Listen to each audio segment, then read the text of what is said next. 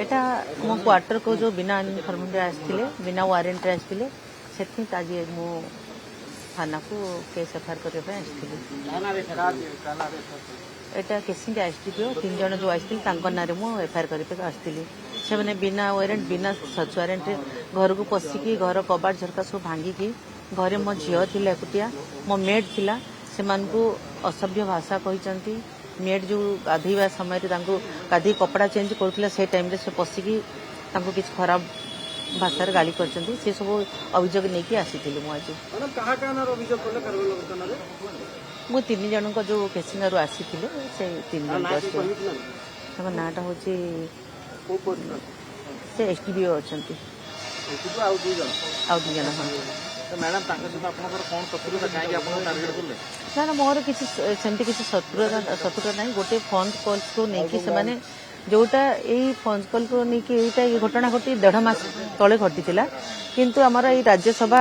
16 तारिख रे आमर इलेक्शन था ये से 15 तारिख रे का चापर के मुझे जानी का चापर पड़ी 15 तारिख दिन केस करके 29 तारिख दिन मो घर को ये डायरेक्ट सकाळू पशि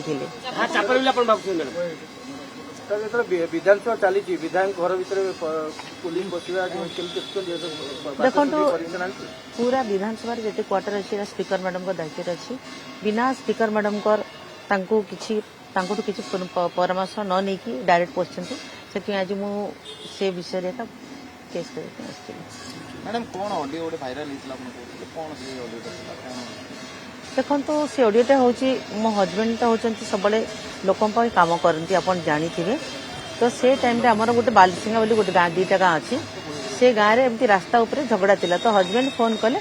से कामटा तहसीलदार सार आप सॉर्ट आउट करती कर दिंतु जल्दी ना भर गंडगोल हम बोली से जो छोट वीडियो को से मैंने चुप रहिले 1.5 मास किंतु यही इलेक्शन पाखपाखरे केस करके हैरान कर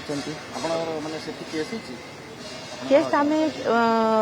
15 तारिख रे मो गाँ घर को जाइला पुलिस पचारिकी आसला से मो पुओ थिला तापर किसी न चुप रही डायरेक्ट 29 तारिख दिन एठू क्या किसी न पचार सका घर पशुंट हजबैंड नथिले मु एरिया रे प्रोग्राम मोर 2टा थिला मु फ्लाइट रे गली झील आ मेड मते छाड़ी आसिले এটা 6टा 6:30 मैंने सब घर को पहुंचा हाँ राजनीतिक उद्देश्य